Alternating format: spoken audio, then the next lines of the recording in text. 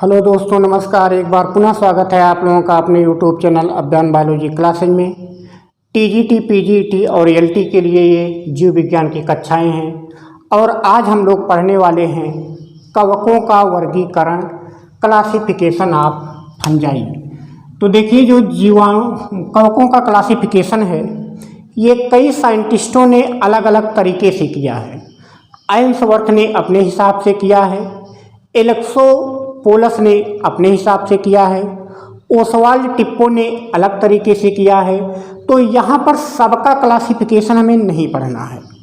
मुख्य रूप से हमें यहाँ पर ये देखना है कि कवकों के कितने मेन क्लास बनते हैं। तो यहाँ पर सबसे पहले जो एकदम लोअर ग्रेड के फंजाई हैं जिन्हें आप मिक्सोमाइकोटा बोल सकते हैं, और जो ट्रू फंजाई हैं उन्हें आप माइकोटा में रख सकते हैं। तो मिक्सोमाइकोटा में तो आ जाता है मिक्सोमाइसिटीज, ठीक है। लेकिन जो माइकोटा है या उसी को आप यू माइकोटा बोल सकते हैं, उस यू माइकोटा को 4 पार्टों में बांटा गया है, या कह लीजिए 4 क्लासों में बांटा गया है। पहला क्लास है फाइकोमाइसिटीज, पहला है फाइकोमाइसिटीज, यहाँ पर लिखा गया है। और दूसरा क्लास यहाँ पर देखिए एस्कोमाइसिटीज लिखा है। तीसरा क्लास यहाँ पर बेसिडियोमाइसिटीज लिखा है। और चौथा क्लास यहाँ पर ड्यूटेरोमाइसिटीज लिखा है। तो जो ट्रू फंजाई हैं, ट्रू फंजाई को 4 क्लासों में बांटा गया है। पहला है फाइकोमाइसिटीज, दूसरा है एस्कोमाइसिटीज, तीसरा है बेसिडियोमाइसिटीज और चौथा है ड्यूटेरोमाइसिटीज। तो ये चारों क्लास पढ़ने के पहले थोड़ा सा हम डिस्कस कर लेते हैं मिक्सोमाइसिटीज को, जो कि ट्रू फंजाई नहीं है। यहाँ पर क्वेश्चन पूछा जा सकता है कि किस वर्ग में ट्रू फंजाई को नहीं रखा गया है या फाल्स फंजाई को रखा जाता है। तो वो है मिक्सोमाइसिटीज। मिक्सोमाइसिटीज के अंतर्गत स्लाइम मोल्ड्स को रखा जाता है। स्लाइम मोल्ड्स ये ऐसे प्राणी हैं जिनमें सेल वॉल एब्सेंट होती है। यहाँ पर आपने पढ़ा है कि कवकों के ऊपर कोशिका भित्ति पाई जाती है, लेकिन यहाँ पर कोशिका भित्ति या सेल वॉल का पूरी तरह से अभाव होता है स्लाइम मोल्ड्स पर। तो ये ट्रू फंजाई नहीं है। दूसरी चीज कि इनका जो शेप होता है वो अमीबॉइड होता है, अर्थात जैसे अमीबा का शेप लगातार बदलता रहता है उसी प्रकार से इन फंजाई का भी शेप लगातार बदलता रहता है। क्योंकि सेल वॉल होती नहीं है तो जीवद्रव्य जो होता है वो एक झिल्ली नुमा संरचना से घिरा होता है, इसलिए इनका शेप डिफाइन नहीं होता है, निश्चित नहीं होता है। और ये मल्टी न्यूक्लिएट होते हैं, अर्थात इनके जीवद्रव्य में एक से ज़्यादा केंद्रक पाए जाते हैं। और इसका एग्जाम्पल है फाइसेरम। एग्जाम्पल को यहाँ पर ध्यान दीजिएगा। इसमें से 4 विकल्प दे करके पूछेगा कि इसमें से कौन सा ट्रू फंजाई नहीं है, तो इसका जवाब हो जाएगा फाइसेरम। ज़्यादातर विकल्प में यही दिया जाता है, फाइसेरम ही विकल्प के साथ होता है। इसके बाद अगर हम ट्रू फंजाई की बात करें तो ट्रू फंजाई को 4 क्लासों में बांटा गया है। उनमें से जो पहला है ये है फाइकोमाइसिटीज। तो यहाँ पर फाइको शब्द से ही पता चलता है कि इनमें कुछ कैरेक्टर ऐसे होते हैं जो एल्गी की तरह मिलते जुलते हैं, शैवालों की तरह मिलते जुलते हैं। तो इसीलिए इन्हें एल्गल फंजाई के नाम से भी जाना जाता है। तो फाइकोमाइसिटीज के जो सदस्य होते हैं इन्हें एल्गल फंजाई भी कहा जाता है। इनकी जो माइसीलियम होती है या जो कवक जाल होती है ये सिनोसाइटिक होती है। सिनोसाइटिक का मतलब यहाँ पर सबसे पहले एसेप्टेट हम जान लेते हैं कि इनके माइसीलियम में पट नहीं पाया जाता है। पट नहीं पाए जाने का मतलब है कि इस प्रकार से यहाँ पर इसकी ये माइसीलियम है, बीच में कहीं पर डिवाइडेशन नहीं होता है। और इनके जीवद्रव्य में एक से ज़्यादा केंद्रक जीवद्रव्य में ऐसे ही पड़े रह जाते हैं। तो इसी को कहा जाता है सिनोसाइटिक। तो सिनोसाइटिक कंडीशन क्या होती है? जब माइसीलियम सेप्टेट ना हो, अर्थात उनमें पट ना हो, तो जीवद्रव्य में सभी केंद्रक एक साथ पाए जाते हैं, जिसे संकेंद्री बोला जाता है हिंदी में। तो यहाँ पर माइसीलियम सिनोसाइटिक होती है और एसेप्टेट होती है। तो यहाँ पर एक साइंटिस्ट थे एलेक्सोपोलस। एलेक्सोपोलस ने फाइकोमाइसिटीज को कोई क्लास ही नहीं माना। इन्होंने अलग से फाइकोमाइसिटीज को कोई क्लास नहीं माना, बल्कि जो फाइकोमाइसिटीज के सदस्य थे उन्हें अलग अलग 6 क्लासों में विभाजित किया।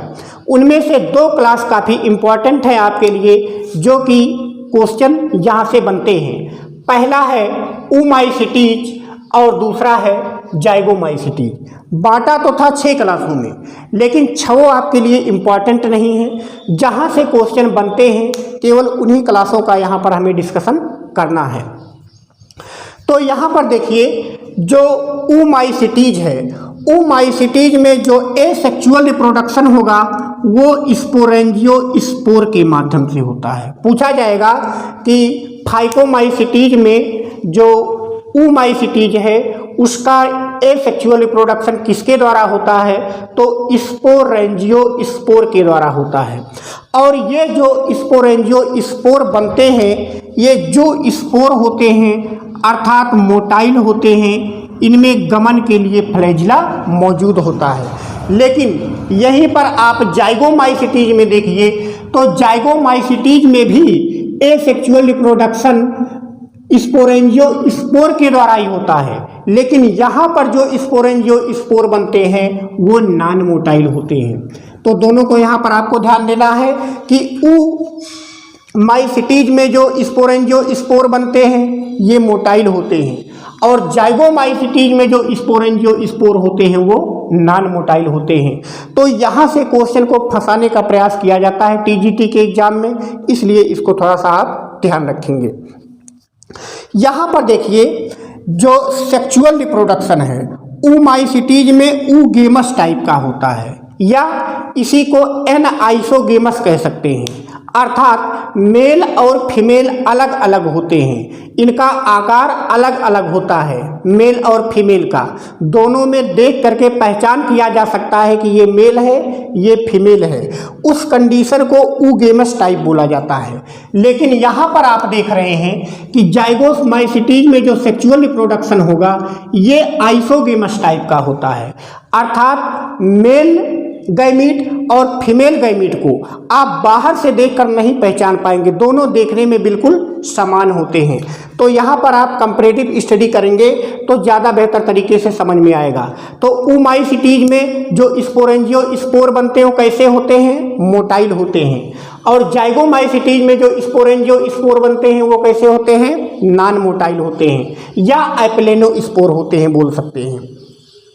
यहाँ पर ऊमाइसिटीज में जो सेक्सुअल रिप्रोडक्शन होता है वो ऊगेमस टाइप का होता है या एनआइसोगेमस टाइप का होता है, अर्थात मेल और फीमेल बाह्य रूप से देख करके पहचान में लाए जा सकते हैं। लेकिन जाइगोमाइसिटीज में आइसोगेमस टाइप का होता है, मेल और फीमेल गैमीट्स बिल्कुल सेम होते हैं, इनको बाहर से देखकर पहचानना मुश्किल होता है। अब यहाँ पर एग्जाम्पल देखते हैं। एग्जाम्पल पूछा जाएगा कि इनमें से कौन सा फाइकोमाइसिटीज का सदस्य है या कौन सा फाइकोमाइसिटीज का सदस्य नहीं है, या पूछा जाएगा कि इनमें से कौन सा ऊमाइसिटीज का सदस्य है और कौन सा यहाँ पर जाइगोमाइसिटीज का सदस्य है।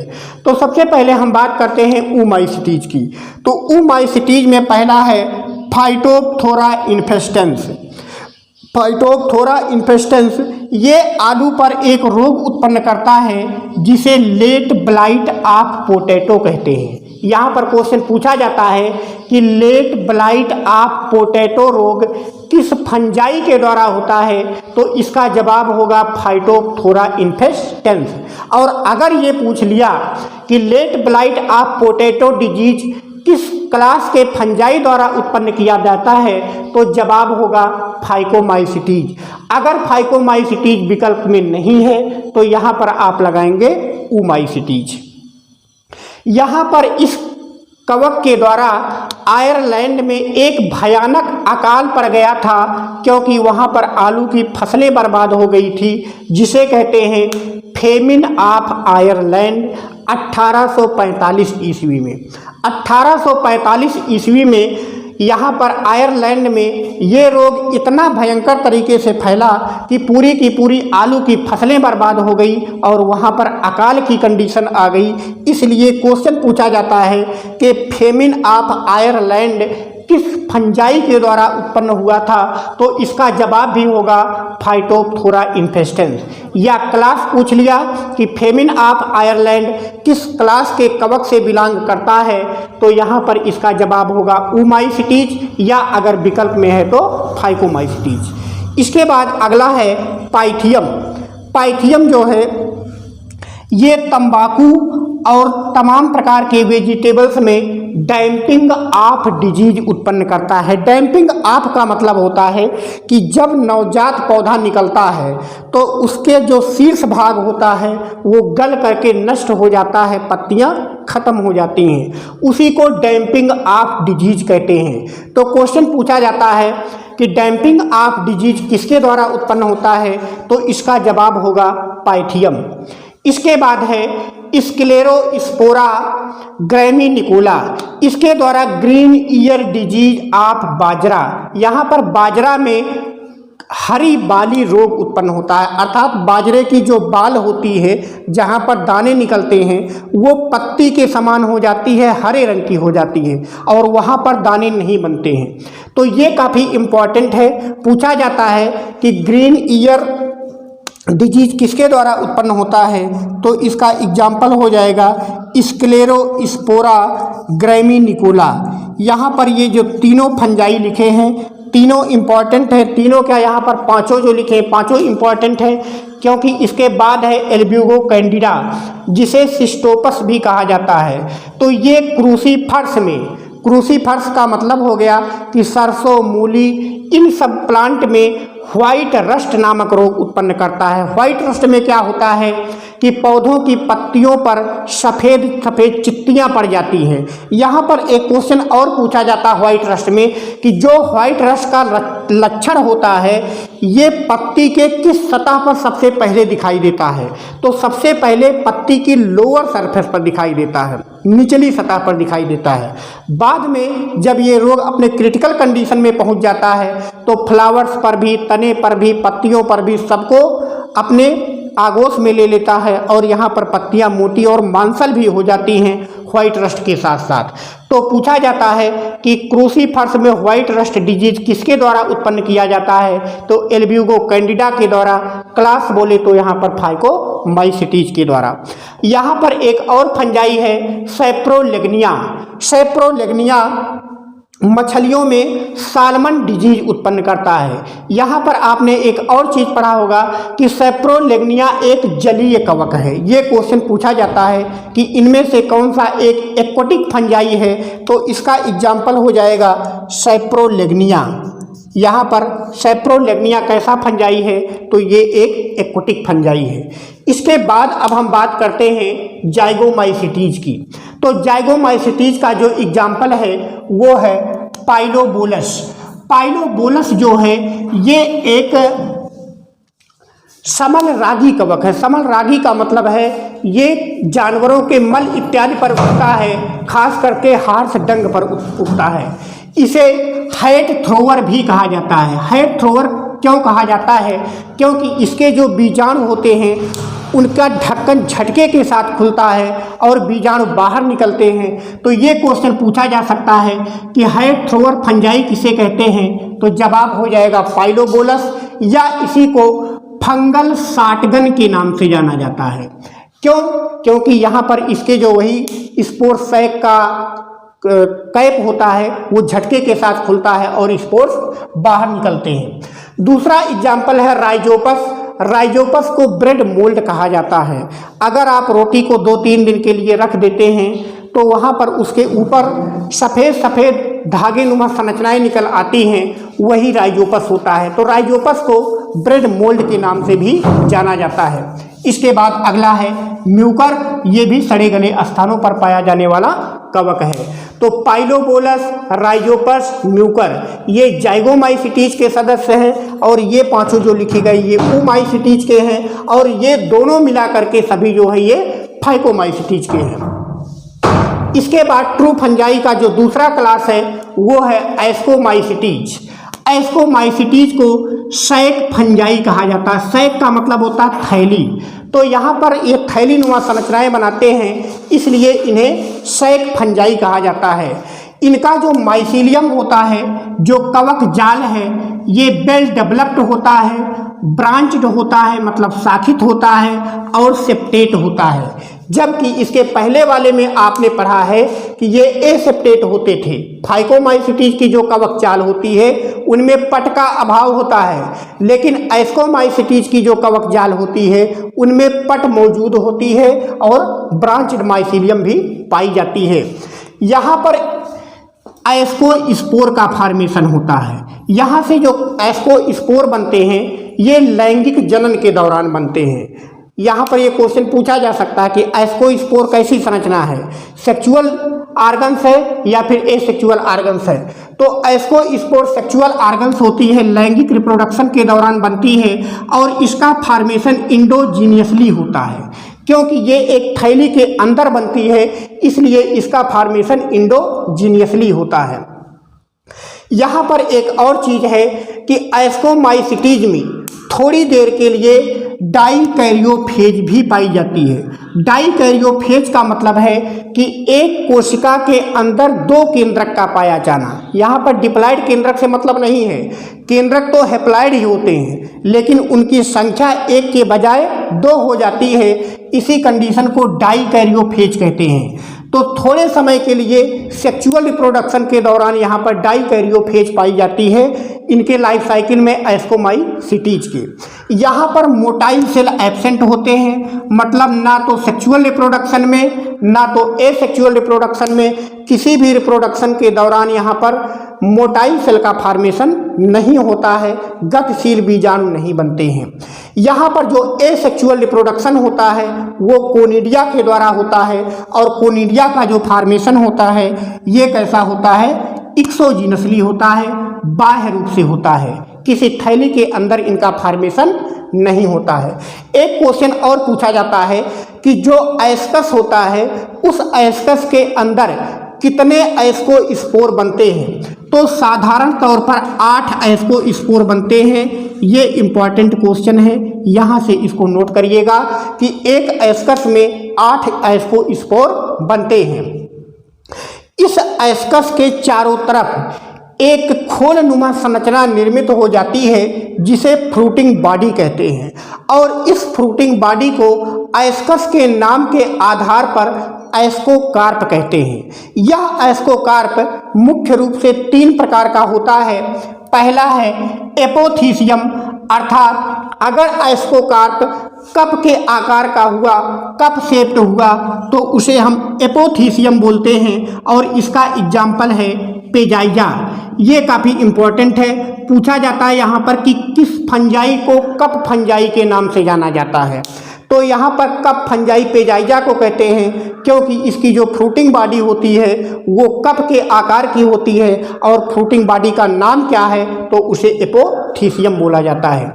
किसी किसी कवक में यह एपोथीसियम एक एस्कोकार्प जो है वो फ्लास्क के आकार का होता है तो उसे हम एपोथीसियम ना बोल करके पेरीथीसियम बोलते हैं और इसका एग्जाम्पल है क्लेबीसेप्स। क्लेबीसेप्स परप्यूरिया आप आगे पढ़ेंगे, काफ़ी इंपॉर्टेंट फंजाई है। क्लेबीसेप्स में जो फ्रूटिंग बॉडी होती है वो पेरीथीसियम प्रकार की होती है। और तीसरा है क्लिस्टोथीसियम। क्लिस्टोथीसियम जो होते हैं ये गोलाकार होते हैं, इसका एग्जाम्पल हो जाएगा एस्परजिलस और पेनिसिलियम। यहाँ पर इसके क्लिस्टोथीसियम में किसी भी प्रकार का छिद्र या पोर का पूरी तरह से अभाव होता है।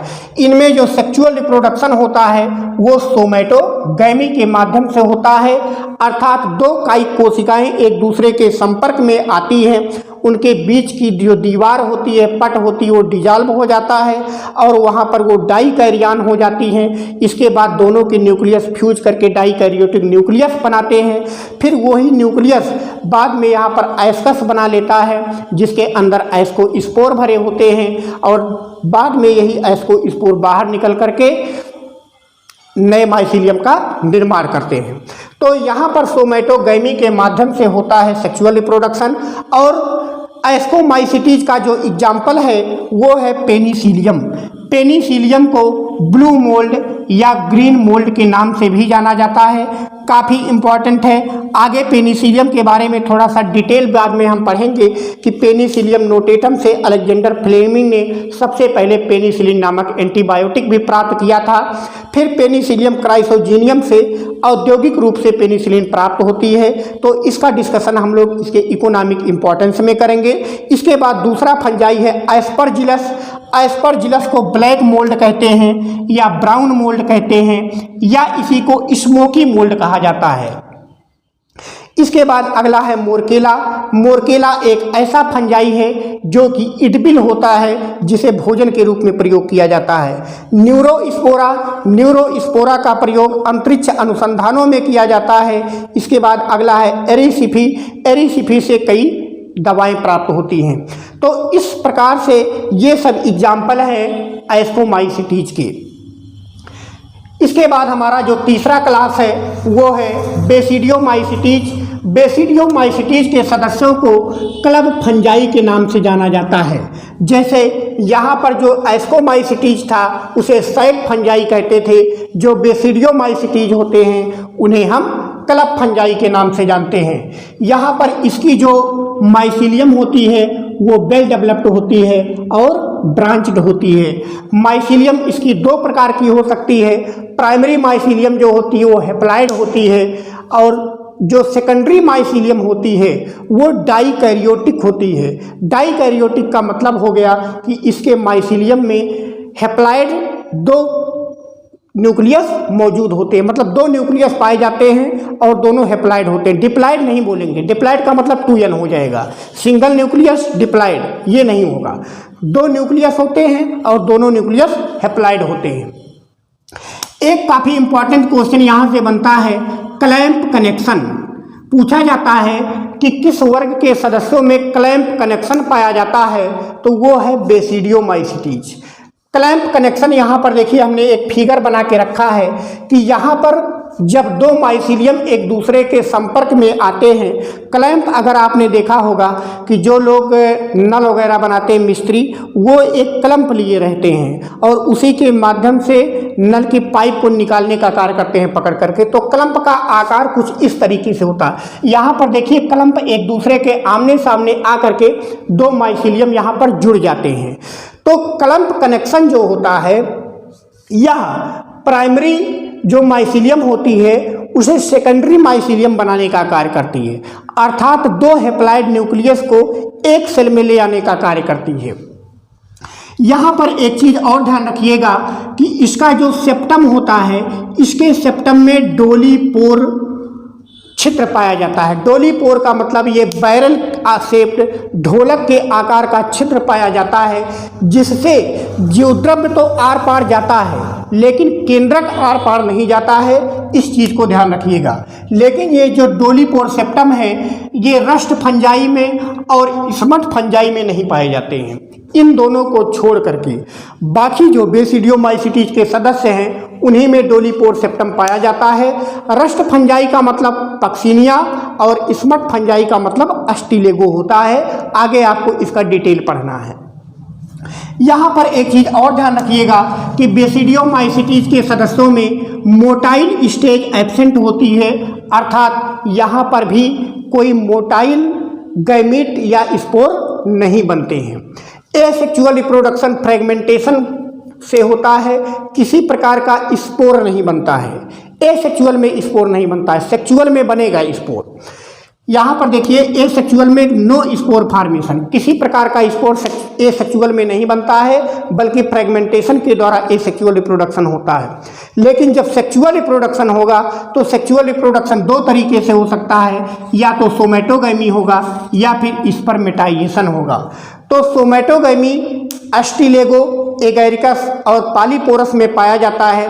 इसमें 4 हेप्लॉइड बेसिडियो स्पोर बनते हैं। अब यहाँ से क्वेश्चन पूछा जा सकता है कि बेसिडियो स्पोर जो होते हैं ये सेक्सुअल होते हैं कि एसेक्सुअल होते हैं। तो यहाँ पर सेक्सुअल रिप्रोडक्शन के दौरान बनते हैं बेसिडियो स्पोर, और इनका फॉर्मेशन एक्सोजीनियसली होता है। एक्सोजीनियसली का मतलब है कि इस प्रकार से यहाँ पर अगर ये सेल है तो यहाँ पर इसके बाहर बाहर स्पोर बनते हैं, ना कि यहाँ पर अंदर बनते हैं। अगर अंदर बनते तो इंडोजीनसली बनते, और यहाँ पर देख रहे हैं कि स्पोर सैक के बाहर बाहर बन रहे हैं, तो इनका फॉर्मेशन जो होता है वो एक्सोजीनसली होता है। स्पर्मेटाइजेशन जो होता है ये साधारणतः रस्ट फंजाई में पाया जाता है, जैसे पक्सिनिया में। और यहाँ पर पक्सिनिया में पिकनियो स्पोर बनते हैं। ये क्वेश्चन भी पूछा जाता है कि पिकनियो स्पोर किस क्लास के सदस्यों में बनता है, तो पिकनियो स्पोर पक्सिनिया में बनता है, और अगर क्लास पूछेगा तो आप बेसिडियो माइसिटीज लगाएंगे। इसके बाद चौथा क्लास है ड्यूटेरोमाइसिटीज। ड्यूटेरोमाइसिटीज को फंजाई इम्परफेक्टाई के नाम से भी जानते हैं, काफ़ी इम्पॉर्टेंट है। पूछा जाता है कि यहाँ पर किस क्लास के सदस्यों को फंजाई इम्परफेक्टाई कहते हैं, तो ड्यूटेरोमाइसिटीज को। क्यों कहते हैं? क्योंकि इनमें सेक्सुअल रिप्रोडक्शन नहीं होता है। यहाँ से ये भी क्वेश्चन बनता है कि इनमें से ऐसा कौन सा क्लास है जिनमें सेक्सुअल रिप्रोडक्शन नहीं पाया जाता है, लैंगिक जनन नहीं पाया जाता है, तो वो है फंजाई इम्परफेक्टाई, या उसी को आप ड्यूटेरोमाइसिटीज बोल सकते हैं। इनकी जो हाइफी होती है वो सेप्टेट होती है, ब्रांच्ड होती है। एसेक्सुअल रिप्रोडक्शन कोनिडिया के द्वारा होता है, और सेक्सुअल रिप्रोडक्शन तो इनमें एब्सेंट ही होता है। इसका एग्जाम्पल हो जाएगा अल्टरनेरिया सोलेनाई, ये भी आलू पर रोग उत्पन्न करता है। सर्कोस्पोरा पर्सोनेटा, कोलेटोट्राइकम फलकेटम, जो कि गन्ने में रेड राट डिजीज उत्पन्न करता है। तो इस प्रकार से यहाँ पर फंजाई का क्लासिफिकेशन समाप्त हुआ। अब आगे कल से हम लोग एक एक स्पेशल फंजाई जो आपके सिलेबस में रखे गए हैं टीजीटी पीजीटी में, उनका डिस्कशन करेंगे कि वहाँ से क्या क्या क्वेश्चन बन सकते हैं। शॉर्ट डिस्कशन होगा, समय कम है, ताकि कम समय में आप बेहतर तैयारी कर सकें। इसका आप लोग एक स्क्रीनशॉट ले लीजिए और बढ़िया से इसका नोट्स कंप्लीट कर लीजिए। तो आज का लेक्चर यहीं पर समाप्त होता है। ज़्यादा से ज़्यादा वीडियो को लाइक, सब्सक्राइब और शेयर करते रहिए, ताकि लोगों की तैयारी बेहतर ढंग से हो सके। तब तक के लिए नमस्कार।